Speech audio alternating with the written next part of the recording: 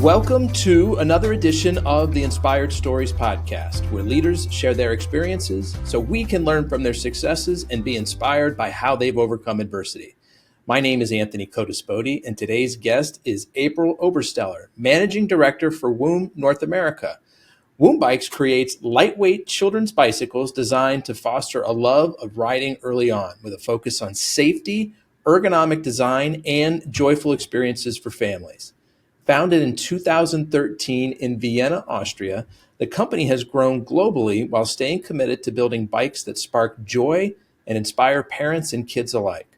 Under April's leadership, WOOM has expanded its reach and maintained impressive customer satisfaction, thanks to her proven expertise in customer and employee engagement. Previously, she's held key roles at Yeti Coolers, where she led global customer experience initiatives and helped build impactful employee programs. Recognized for her success in shaping positive workplace cultures and boosting operational performance, April is committed to driving WOOM's goal of inspiring the next generation of riders. Her passion for nurturing both people and products has earned her praise in the CX and EX communities, as well as leadership awards with IBEX, AX100, and SurveyMonkey. Now, before we get into all that good stuff, today's episode is brought to you by my company, Adback Benefits Agency, where we offer very specific and unique employee benefits that are both great for your team and fiscally optimized for your bottom line. One recent client was able to add over $900 per employee per year in extra cash flow by implementing one of our innovative programs. Results vary for each company, and some organizations may not be eligible. To find out if your company qualifies, contact us today at adbackbenefitsagency.com. All right, now back to our guest today, Managing Director of WOOM Bikes, April Obersteller. I appreciate you making the time to share your story today. Absolutely. I'm excited to be here. Thanks for having me. Okay, so April, you started out your career in wedding and event planning. What key lesson or skill did you learn there that's still helpful to you today at WOOM? I think maybe the question would be, what did I not learn? I mean, that was such an awesome kind of first step in my career. It was fresh out of college. And so not only is it, a wedding and event facility, but it was also a startup to scale up organization. So when I joined, I was, employee number one when it came to really building out the operations of it. And I started as an intern and tried to soak up as much as I could and then join them after college. And so I got to see firsthand the build of a company, quite honestly, where we were doing a couple events and weddings a year to over 100 a year. And then, of course, working with, the different clients we had, it was a full range. And so I also got to really see, okay, it is not just one customer persona, it is many. And a lot of times we were doing, working with multiple brides all within one day. And so I also really got to build that skill set of being able to shift and pivot really, really quickly, which obviously has served me very well. And, after leaving there, working with another startup and another, if you can learn to pivot, you will get through that. So those are any good Bridezilla stories come out of that experience? I know it's always my a frequent question. We were really lucky. Or Groomzilla. We don't need to discriminate. Yeah, there was definitely high emotions. I will say that. But no, we had some pretty amazing couples. So no crazy stories, but emotions are high that day from the gamut, not just the couple, but also the family. So lots of experience of managing. There's a lot of expectations on that day. You've got friends and family coming from all over. You want it just right. It's to be understood and expected. Yeah. Okay, so how did you get from wedding and event planning to national sales manager at Green Goo? So that owner that I talked about that started the event facility, she pivoted. And so her sister made these amazing products that I personally used. She used. It was born out of a farmer's market. And really Jody, who was the owner of the wedding facility, she was like, I think we can bring this big. and more people need to have this product. And so she decided to sell the event facility and then go into business with her sister and her mom and bring green goo to life and essentially bring it to mass market, not just in the US, but internationally.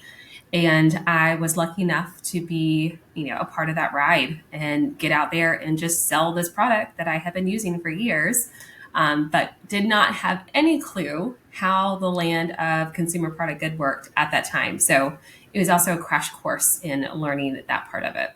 Did you have a mentor or somebody that you could kind of lean on for help and experience during that time? Absolutely. I mean, I think not only did I have just mentors that I, met with and they invested that training and time with me, but also I was just hungry to learn. So anyone that would share anything in this field, I was there. And that essentially has continued and has been a big part of, essentially where I am now. What is green goo? It's a natural first aid product. So think of your natural Neosporin that you could put on anything. And that's just one of many of the products. But yeah, it's quite, my kids grew up on it. And I always joke because instead of asking for a Band-Aid, when they were 2 years old, they're like, I just need my green goo. And so that's what it is. And so that you put the green goo on just by itself, or you put that on and then like a bandage over top of it? Just on itself. It's like a salve, like a natural salve. And I tell you what, it is a miracle worker. So yeah. So, okay. So I need to go out and get some green goo. You need to. Yes. Is it going to get on the couch? Like my kids put it on and then they go rolling around the floor like. You might not want to put it on a cloth couch. There's definitely been, towels that, for a little stain from the oil, but, but again, right. Just so we know how to approach it. Yeah. Yes. Okay, great. So clearly you learned something about consumer products there because a couple years later, you find yourself where? We're at Yeti. Yes. Yeah. How did that come about? So I loved what I did at Green Goo, but I was also, it was my toe dip in sales. So as, a national sales manager, I was traveling 3 weeks out of the month. And with 2 little kids that at the time were 2 and 4, pretty intense. And so I knew that if I wanted to kind of make that shift, I needed to bring it back to my hometown. So bringing it back to Austin. And I really, quite honestly, for Yeti, at that time, I wasn't super familiar with their products. My husband was. He was a fisherman. He needed the products when he went, out for a couple days. I remembered Yeti, though, because my town that I lived in was super impacted by these massive floods. And I remember, just so many people lost their homes. And we were at a local Ace Harbor store, making sure people had food after the floods. And this huge truck pulled up and just started unloading massive coolers with ice because some people didn't have refrigerators. So, our town was literally, impacted by Yeti. And that's how I discovered Yeti. And so when I was looking for a place to work, I saw an ad for them and thought, okay, I know there's good people there. And I gave it a shot and was lucky enough to join that crazy rocket ship that they were on and stayed there for about 5 years. And so what's the most exciting thing that you were able to accomplish while you were there? I started out on the sales side with Yeti, and then really halfway through, that's when I transitioned to the service side. And so that was my first toe dip fully in customer experience. And that, quite honestly, I fell in love with it. I fell in love with the complexity of it, with the impact of it, with the people behind it. The ones that, really were showing up and not only were okay with being on the phone or being on emails or being on chat all day, but that was their thrive zone. And so that was a huge, kind of shift in my career. And one, obviously, I continued as I joined WOOM, but really fell in love with it. And I think, too, a big piece is I was able to see the impact of when you do it well and when you don't do it well. And, so that's obviously we want all of it, to do well. And that was a mission of mine. So this isn't a traditional path that I hear. People being on the sales side, sales can be generally very lucrative if you're good at it and you know how to do it. Sort of making that transition from sales more onto the employee side of things. Mhm. Where did that idea come about? Was that something that you were sort of coached on? Was that something that, I don't know, you had in mind to do? Uh, I think it was really through the experience of, being on the sales side and bringing success to sales and bringing success, quite honestly, to those kind of outward goals.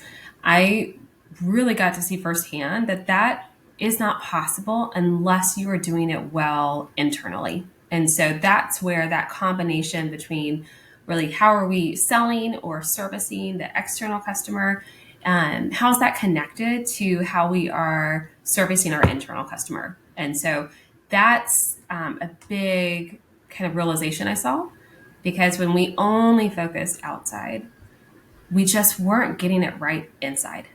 And so allowing ourselves to pause and say, okay, how are we setting our teams up for success? How are we setting our people up for success? How are we really building a place where they can thrive? Then we saw those external results. And so that was kind of that original pathway to, okay, we have to actually look at it holistically, and we can't ignore that there's a really strong connection there. So I love sales, but I just really think you can't do great sales unless you have great service. It's really interesting. As I'm looking through your LinkedIn profile here, I see you mention employee partners over and over again. Mm-hmm. And as we're talking here, you refer to them as internal customers, which tells me that you do take a bit of a different approach to how you view employees, how you view your team members. Yeah, I do. I mean, I definitely look at it as a partnership, because we hire someone into our teams. We are asking for them to show up to support this mission that we are on. We're asking for their time, for their focus. I mean, we're asking a lot. And I would never expect to ask that without also saying, here's how I'm going to show up for you. And I think that partnership, if we can get that right, not perfect, but if we can be intentional with it, that magic's created from that. And so I really don't think you can have one without the other. And I look at that as that customer, like every day. How am I getting up and setting up an environment for them to thrive? Because if they can thrive, then again the work thrives, and then the whole ecosystem thrives. So it's simple, but definitely not simple to do, because no customer is the same. As I mentioned, I learned from the beginning. So, can you give us a specific example, or maybe like a story, an anecdote of a time at Yeti where you did something sort of above and beyond to make the employee partner, your internal customer experience better? Mm-hmm, mm-hmm. I think, quite honestly, when I stepped into the role with customer experience, it was things were not going great. I'll say that it was a time of a little bit of a chaos. There were literally thousands of emails in our email queue. There were hundreds of people waiting to talk to us. We weren't serving the customer how we wanted to. And there was a lot of tension within the team, because, we hired this amazing team, and they can clearly see we're not doing right by the customers. That's what they want to do. So, and at that time, the answer was, let's just work a little more. Let's just work some more hours to answer a couple more emails. It really wasn't addressing why we were in that spot in the first place. And so one of those things, it was, unheard of, and it's not a great customer experience. We have to allow ourselves to stop and come together and figure out how we are going to get in a better spot. And that meant literally turning off the phones. And so that was one of those moments where, again, it had not been done before. It was a bummer for those customers for that hour that we turned off that phone, but it was really showing our internal team, we're not going to keep just pushing you, pushing you, pushing you, pushing you. We need your voice. We need you to help figure this out. And that's literally what we did. We came to a room, said, how do we solve this, team? And shocker, they had so many of the answers. They just didn't have the space to share it. And so that was that one step to getting into a much better spot. What was the best idea that came out of that meeting? It literally was in regards to like bucketizing what we were doing. And since that everyone doing a little bit of everything, okay, you're a power team on emails, we're going to focus here. You're a power team on phones, we're going to focus here. I mean, it was simplifying and prioritizing, which when you're in the middle of it, it's hard to see. But it was incredible. Within a couple hours, even we started to see just a little bit of movement where we needed to be. Wow, that's fast. Yeah. So you were at Yeti from 2015 to 2020.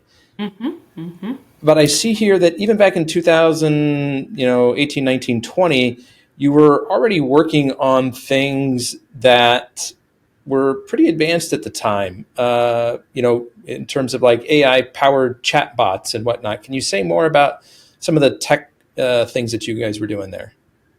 Absolutely. I think again at that time, right, Yeti was growing and it has had a beautiful growth story.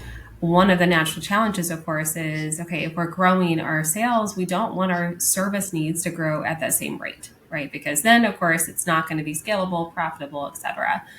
So here we were at that time, we just kind of, okay, how many more people do we need to meet the service needs? We had to shift that, and I knew that, and that was a big part of my role, is what things are we introducing, whether it be systems, whether it be processes, whether it be AI, to allow us to just do things more efficiently, and also kind of butting up against in order for us to provide the service that Yeti customers are used to, we have to have a human behind the phone.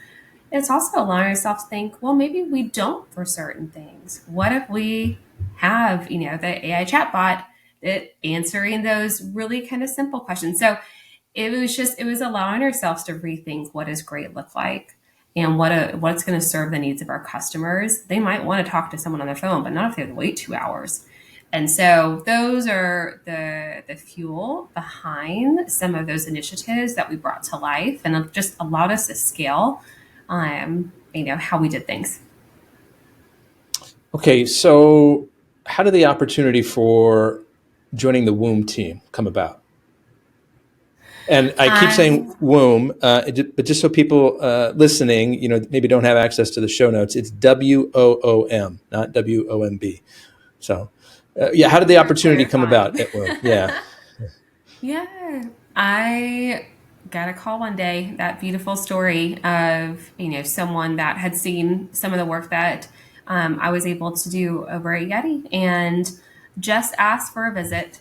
And at that time, also in the Yeti kind of story, we had built this beautiful thing. We had scaled it to where it was really in that season to transition from startup to scale up. And it was more in that scale up. And so we built the house and then we were optimizing the house, if you will.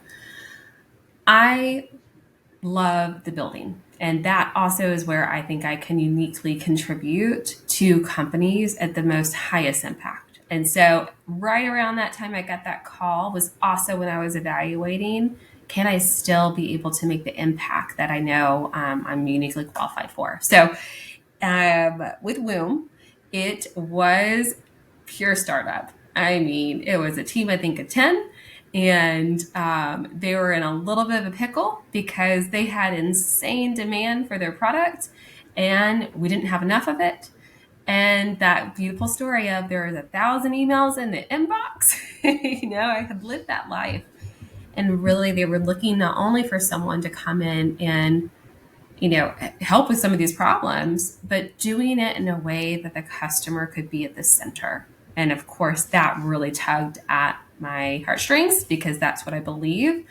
And then I got to talk to the founder, and anyone that talks to Matthias, who is the founder of WOOM US, for 5 minutes, you cannot get off that call and not be on fire for this company. And that's where I was. So I took the leap and joined the team. So how was it that became aware of what you were doing at Yeti? I think he saw a interview or a podcast through something, and so that's how they discovered my work and how I approached customer experience, which really resonated with them.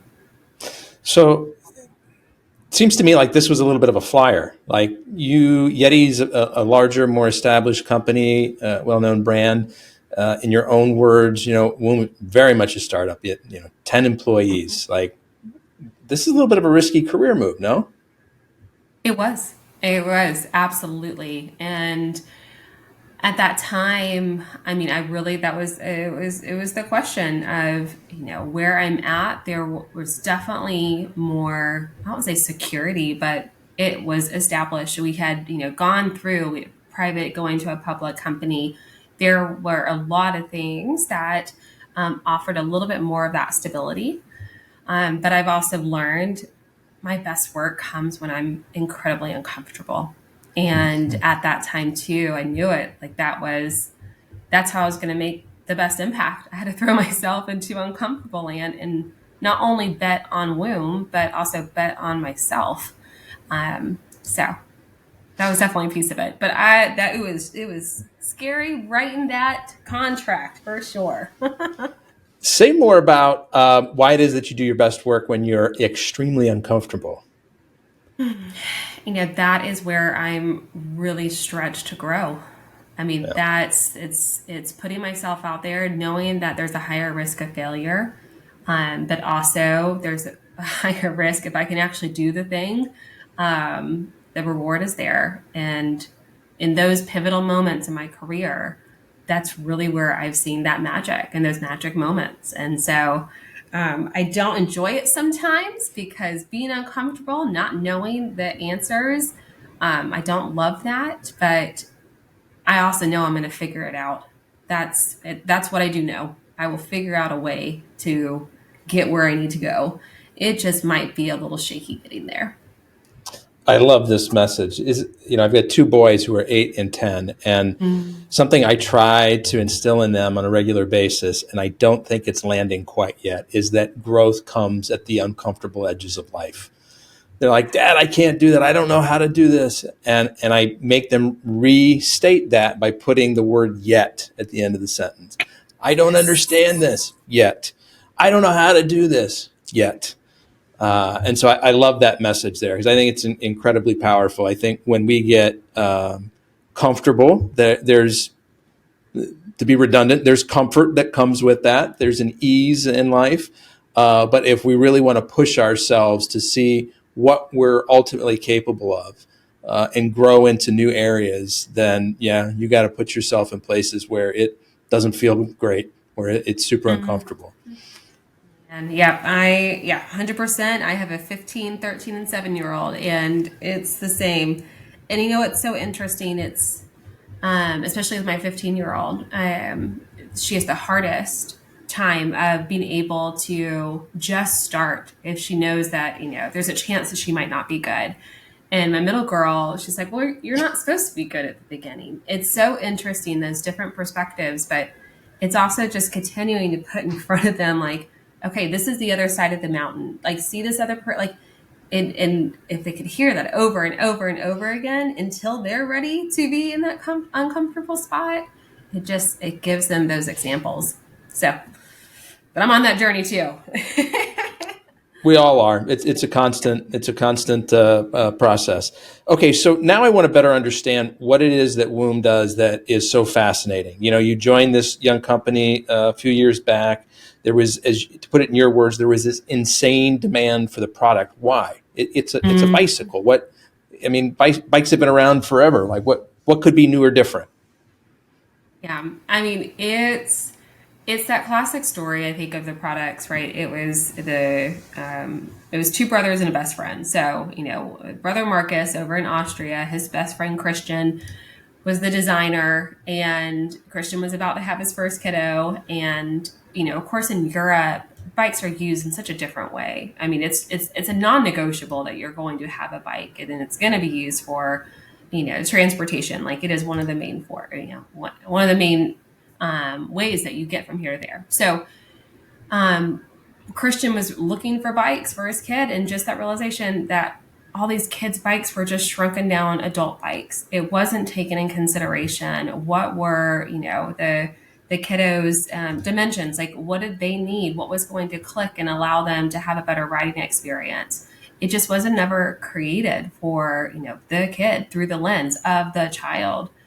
And that was obvious. And then they started, well, why not? Why has anyone just not done this yet? And a lot of times it's hard in regards to having kids bikes have less margin. Kids bike, like, why would we invest this much into it where it might not be a profitable business, or kids outgrow the bike so quickly? So there's a lot of things that I think are justified barriers. But of course, Christian and Marcus said, well, we're going to do it anyways because we want to create this great bike for our kids. And probably some other kids are going to enjoy it too. So that was it. It was, not only the design of the bike, but the weight of the bike. And there's bikes now that have come out with, less weight, or really understanding the impact. If a child can control themselves on their bike, they're gonna feel more confident. They're gonna be able to go up that mountain easier. They're going to enjoy it more. It's not gonna be this frustrating experience for them. So those are the two big things that really differentiated the product. So one of them is the lighter weight, and the other one is just sort of this focus on design for kids first. Say more about that part. Like, I mean, in my mind as an outsider, it seems like, you just take an adult bike and you just, make the, proportionally smaller. Like, why does that not work? What's the different about the approach that WOOM takes? Yeah, I mean, you can literally, if you see a picture, I think the most relevant picture, if you see a bike that, a more traditional bike, a shrunken down adult bike, and literally how the kid's posture is, they're having to lean forward. They don't have that really good balance in regards to the steering versus where they're pushing the wheels, like things like that. It's just not easy for them. They're having to kind of go against what the natural posture should be when riding a bike. Those things impact their ability to ride. And especially that really critical age where they're learning how to pedal for the first time. If they're in a kind of a weird position, it's going to be awkward. It's not going to flow naturally. And that's where it comes into place, that really specific kid-focused design where they can easily sit on it. It's a really natural from the hands, all the way to the feet. It's like sitting in a chair that's really comfortable. And then you see them take off. And that is everything. And the stories that we have heard from parents, and I've literally just seen, it's like, my kid was never able to or never interested to. And then they hop on and start going, and then they're having a blast. So you touched on exactly the problem that we're having in our household. Is my 8 and 10-year-old boys, no interest. We had bikes with training wheels for them years ago, and they would occasionally get on those. But as soon as we proposed removing the training wheels, we weren't able to get very far with them. And somebody said, get a balance bike. And I don't know, maybe at that point they were too big for a balance bike, but they didn't show an interest in that either. This certainly isn't your problem to solve, is how do you motivate a kid who doesn't even want to try, but maybe, sitting in the seat that you're in, you would have some advice for folks like myself. Yeah, absolutely. I mean, just number one, exposure to it. So, we do a lot of just, community rides, and you'll see a lot of like independent bike stores that do the same thing. Just exposure of going out biking. And so I'd say from like to spark the interest, like, whether if their friends aren't into it, like maybe go to a bike park, maybe just go, to a park in general where there's going to be some kind of cycling activity. So the exposure of the bike. But literally, I mean, I would pop them on a WOOM. Like it's easy for them. And if they, is it really that different from a traditional bike? It really is. It's easier for them to balance. I mean, because that's the thing, is like we never even got to the point where, they could go on their own.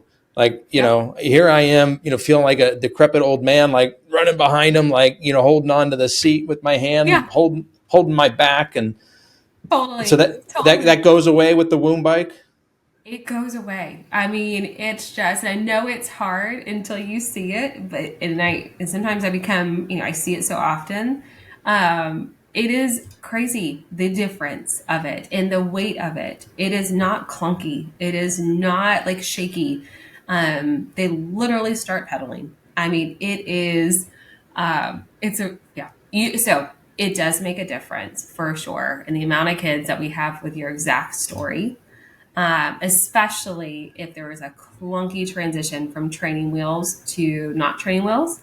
Like if they had one little stumble or if just they couldn't get it right away, then they just gave up. And that's where we see so many of the kids that are like, oh, they just take off.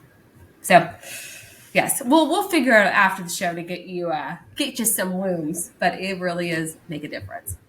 I'd be grateful for that because I feel like that's a skill that everybody should know, and we get our kids out and we get them playing sports and in other activities. And a part of it is the neighborhood that we're in. Like, we're kind of we're in the city. And so, like, the streets there aren't conducive to practicing, certainly conducive, like once you know how to ride, but not like the great place to learn. But yeah, I'd be grateful for any help that you and WOOM can offer my family for that. Absolutely, we're there.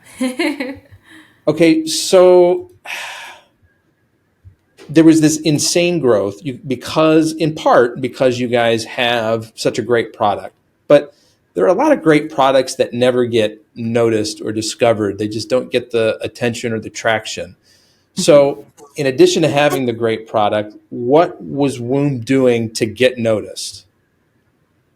I think that, I laugh because, I mean, this was Matthias. I mean, the first couple of years at WOOM US, he was still doing his full-time job. He was, implementing ERP system. So totally not this. And he was doing it out of his garage. And it was through that referral. He sold the first WOOM bike from his garage when his little boy was on it. A neighbor walked by and said, "What is that? How do I get it?" And of course, at that time too, I mean, this was an expensive bike compared to other bikes. And, where if you're used to getting a bike from Walmart for $50, right? $200 for a balance bike. In his mind, he's like, well, I don't think many people are going to go for this. They don't even understand. And so he said the price, and the neighbor said, great, when can I get one? And so that was the start of, oh, there might be interest in this. And so literally, I think Matthias just started with his neighborhood, and getting every single kid on a WOOM bike. And then it was really from there. It was that grassroots word of mouth. It became, in these little pockets, especially of these kind of cycling parents that really it was important for them that their kid went bike riding with them. And they found out about this, and their kids started riding their pedal bikes at 2 and 3 years old, where my older girls learned at 7 and 8, and it was unheard of that you could learn this early, and that's how it started. These little pockets of these bike experts, and then it turned into people that weren't necessarily bike experts, but really wanted their kids to enjoy riding a bike, and that, oh, okay, I guess I will spend that much if it's that big a difference. And then they realize that they can sell their bike, once their kids have outgrown it, for almost the amount that they bought it. And that's still like that today. And so that if there was hesitation of spending that much money on a bike, they realized that that long-term investment was actually there. So it was little by little. Yeah. And that's, it really got There wasn't like this one big moment where like a celebrity or you guys got on a news program or something where like that's when you were off. It was just brick by brick, little by little. Little by little. Yeah. We joke because there's been some fun little shout outs from like Mark Zuckerberg. He put, I love my womb. Like those were like, whoa, things are going to go crazy. No, it didn't. It didn't. No. I think Matthias put that as like his LinkedIn header, like, oh my gosh, this is huge. And, it was great. We love that he, that was the bike that he bought his kids, but it wasn't Now we're on, now we're on the radar. It was pockets. Yeah. And you even see that today and it's a part of our intentional strategy of really, instead of trying to get awareness out to the entire U.S. It's so huge. We have key cities that it's more known, and we focus attention in these kind of key spots, hoping that heart will grow a little bit more and more and more. So that's how it was from the get go. Yeah. Interesting story about Zuckerberg there. I had a physical product business myself once, and we got on Oprah's list of favorite things. And we thought, this is going to be it. And it was, no, it was crickets. And I hear stories that are the opposite, where, people You get hear, it. yeah, Yep. totally. And it was like, that's what sent us up and to the right. But I don't know. Yeah, So not for the other everyone, but interesting thing about WOOM, I think, in terms of being a product that took off here in the States, is that it has originated in Europe. And if anything, in my experience, maybe I'm just sheltered, is that it kind of goes the other way. Like physical products, they'll get a foothold here and then find their way across the world. And I don't know the specifics of it, but I've been told that Europe is not maybe as entrepreneurial friendly. It's not as easy to start a business because there's higher risks if you go bankrupt or if you hire employees and need to let them go. So I don't know. The way I read that is just like a further testament to what WOOM is doing to have been so successful over there, and now continue to find that success here in the States. yeah, absolutely. In everything you said, that is definitely, I mean, the common story, and I love that because it you see that. So if you go, I mean, in Austria, the amount, the share of Woom bikes, you literally cannot do a circle without seeing 3 Woom bikes. I mean, it is. I compare it. I'm like, Yeti in Texas is like WOOM in Austria. Like Okay. everyone has one. There's such a deep love for it because also it's like it was born here, and it's just a fun company. Like so, it is cool to see that because it definitely is not the norm. And if you meet Christian and Marcus, like they are not the norm either, and so they are risk takers in the best way, and that's absolutely flooded into the WOOM culture. Yeah. So when you were at Yeti, as we talked about already, you were working on some stuff that was pretty advanced for the time in terms of like the AI tech. Fast forward a few years, and the AI tech is so much better than it was 5 years ago. Are you guys implementing and leveraging these tools now at WOOM? Yeah, it's pretty much right at that season where that's the focus. And so when we look at our OKRs for this year, it's the first time AI, and the initiatives around it has entered the conversation. Not because it's not important or available. It just wasn't in the season we were at. But now we are, because it is that kind of season of switching from that startup to scale up and really building resilience within the organization, efficiency. So yeah, I'm excited about it. And our COO, who is really leading that, is also beautifully involved in it. So excited to see what comes out of it. So April, I'm looking at a stat here that to me seems frankly unbelievable. So maybe you can help me confirm or deny the accuracy of it. WOOM has a 98% customer satisfaction score. I know. It's remarkable. It's remarkable. That You could give free money to everybody in the world, and you're going to get more than 2% of the people who are angry about it. So this is a legit stat. legit. Sometimes we go down to 95 for the month, or we'll shoot 100, but it's really remarkable. And I will tell you that is, I still hop in the customer service queue every day. That's how I stay connected. So when I open up my Shopify, when I open up my BI dashboards, I open up our email queue, and sometimes I'll pop in there and respond. And so that it number one, we have just really great, obviously, customers, but I tell you what, the team members, they are, well, number one, half of them were customers to begin with. One of our team members, was a special needs teacher. And when COVID hit, he chose to homeschool his kiddos. So left, doing teaching and then homeschooling. And then after, he wanted to still work with kids, but didn't necessarily want to go back to teaching. He had bought 2 WOOM bikes. They had made such a big impact on his kids and their riding experience.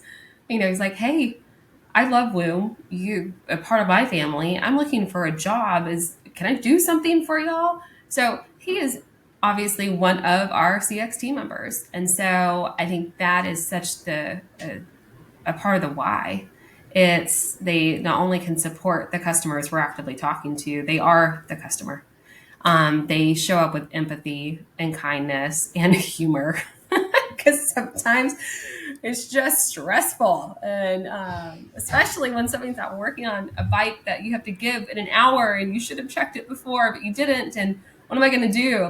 It's just really nice to have someone on the other end that's just human and lovely. And that's what our team is. So because what I want to ask you is, what advice do you have for other brands that may be listening and saying, man, we're nowhere close to that kind of customer satisfaction score? What is something that wouldn't be overly complex that we could put in place tomorrow that, could give us some kind of a boost there? What you're talking about in terms of having, customer service reps who are passionate about the product, who use it themselves, to be there on the front line and be your advocates, that's great. Not every brand is positioned to be able to do that. But from your experience and what you've been able to do at WOOM and what you've been able to do at Yeti, do you have any advice for other brands that might be struggling to get ahead with that?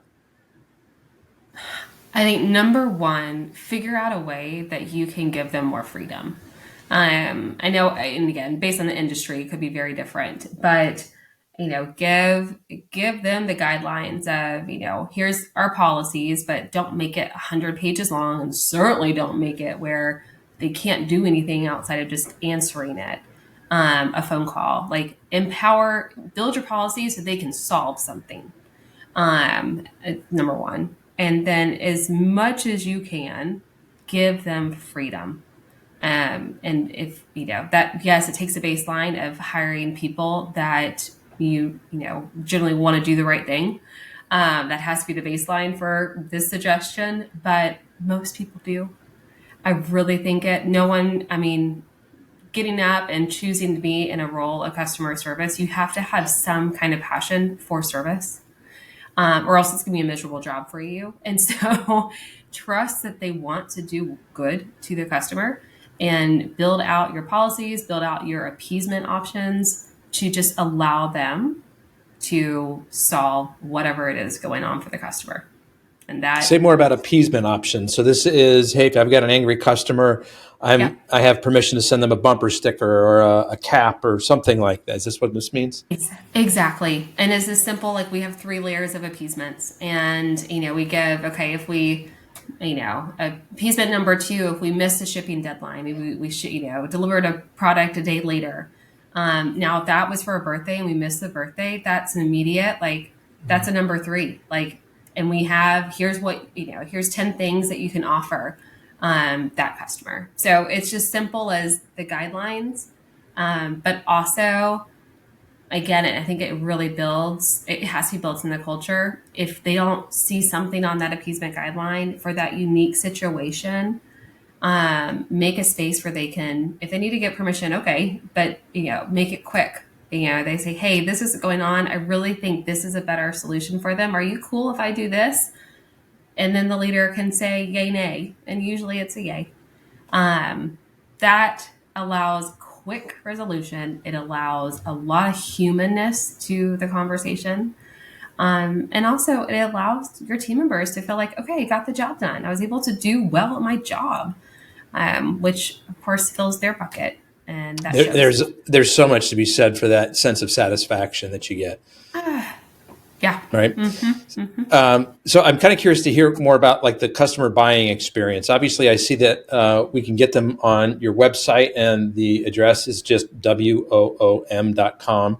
Are these available on Amazon or at local retailers, or is it like, do we strictly go to the WOOM website to get these?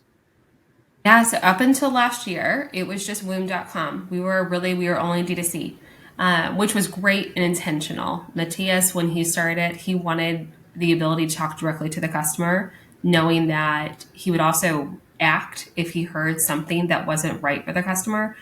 For the longest time, the customer service line was his cell phone. And so it was awesome that the first decade of the company was D2C. And 80% of the customers do not buy a bike online. And so we knew there was this massive group that we were not like making it convenient for them. And so last year we went offline. So we are in retail stores. You can see it on the dealer locator. We chose one national partner to launch with, which was REI, and they've been a beautiful partner to launch these products in their stores. And then we're now in almost 200 independent bike dealers, working just hand in hand with them. And then you can also find us on Amazon. We did launch that too last year. So trying to get a little bit more customer friendly when it comes to showing up where their preference is for shopping. What does future growth look like? Is it trying to expand that retail distribution network? Are there more product lines that are coming? Yes, yes, and yes. So the next couple years, a big part of our growth story will be with our retailers. I'm a very big fan of partnering through these stores, especially our independent dealers. I just personally have a big heart for them because those small business owners, their why is so big. And in the cycling community, they care so much about getting people on bikes. So we want to work with more of them. And that is definitely one of our goals for, how to grow this business.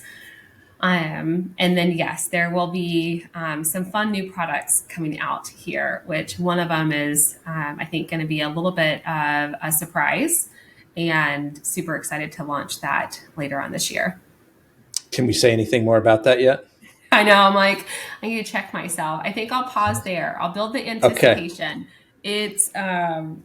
It's going to be awesome. I'll just say it's gonna that. So wow, she's very excited about this. Look at how she's all lit up.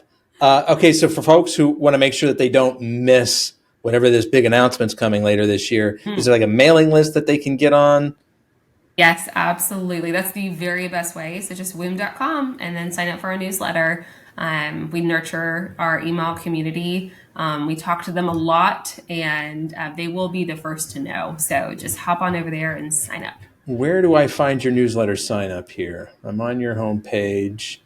We'll figure it out. Yeah, just go all the way down to the bottom. And you'll join the list. We only send the good stuff. Scroll all the way down to the bottom of the homepage. Yep, right above the social media icons. But yeah. This is fun. Okay, so let's maybe talk about a particular book, a podcast, a course that's been helpful for you that you might recommend to others that are listening. Yes, like I said, I am hungry to just learn. And so this is always the hardest question. But I will say I'll land on a podcast. One of my favorite podcasts over these last couple decades is How I Built This, with good old Guy. And one of my favorites too. I know. It's so good just to be able to hear, obviously, all these stories of building these businesses. But I really appreciate too that you hear all the struggles. So not only do you get to learn from the struggles, but you also, it's the reminder that it is a part of it. It's a non-negotiable when you're building something that most people haven't built yet. So let's talk about a serious challenge that you've overcome, April. What was it? Whether it was personal or professional, how did you get through it, and what did you learn? I think, looking back, I'll go with personal. I think a big thing over the last several years, quite honestly, that I've worked with my mom, who growing up, she was a single mama. So it was me and her against the world. she was very, very much a pillar in my life. And she also was that example. She was a school teacher, and she got up way before the sun got up, and went to bed way after the sun went down. And it was never a question of, can I provide for my family? Can I, set me up for success? So she was such a huge part of my life. And she unfortunately got diagnosed with Alzheimer's very early, and then ultimately passed away a couple years ago from it. And so that alone, that journey was, of course, incredibly hard. And because grieving someone who is actually physically here, um, and then grieving them whenever they're no longer physically here. So that process was incredibly challenging.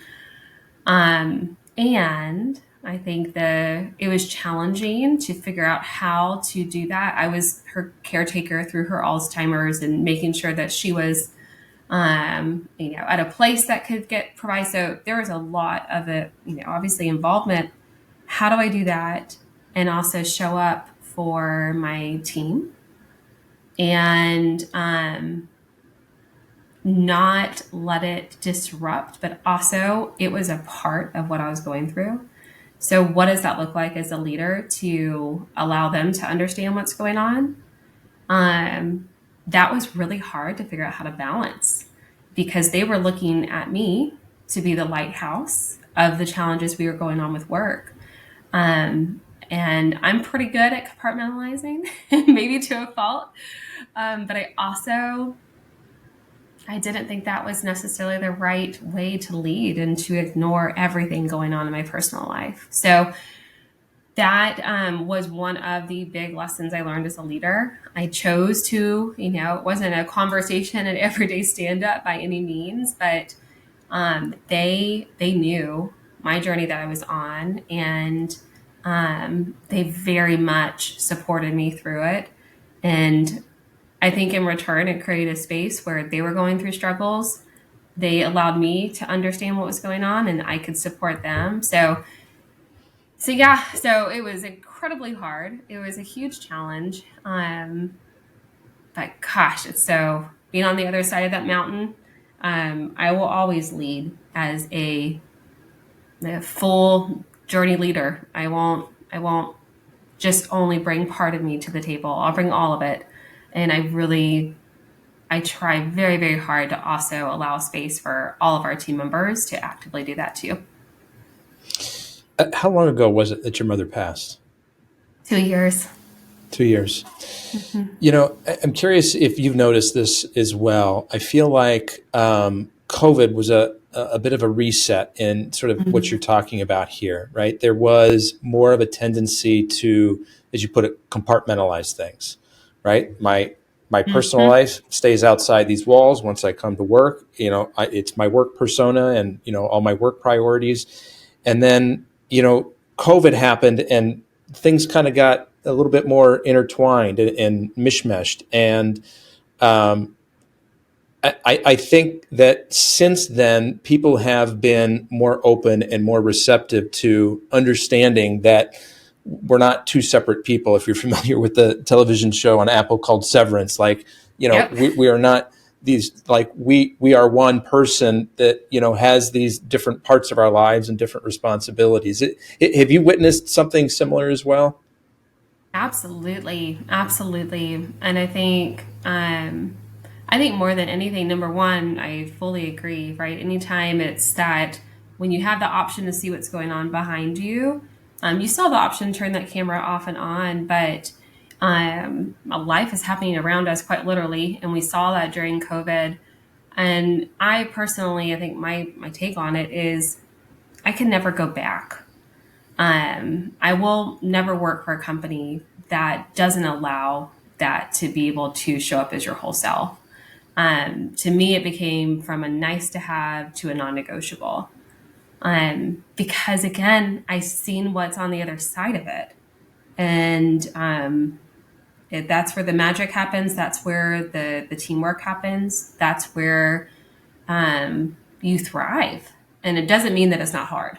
I mean, bless it. I think all of us can know it is not easy. Sometimes it is so much easier to shut the door. But then again, you shut the door, there's someone on the other side of it. I'll either, I mean, for me, for future companies I'll work for, it has to be there, or future companies that I'll create one day, it will be there. And if I'm ever, I will always champion for that. So. Yeah, I tip my hat to you for making the ultimate decision to approach it in the way that you did. Not only was it helpful for you at that time, so you didn't have to keep it quite so bottled up.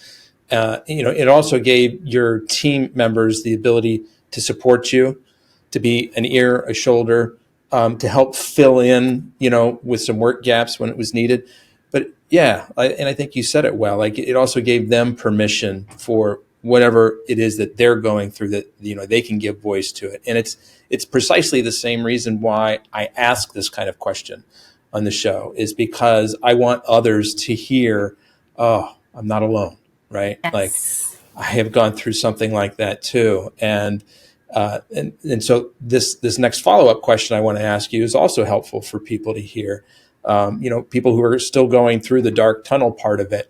What were some things that you were able to do at that time to give you peace, to give you strength? Who or what were you able to lean on?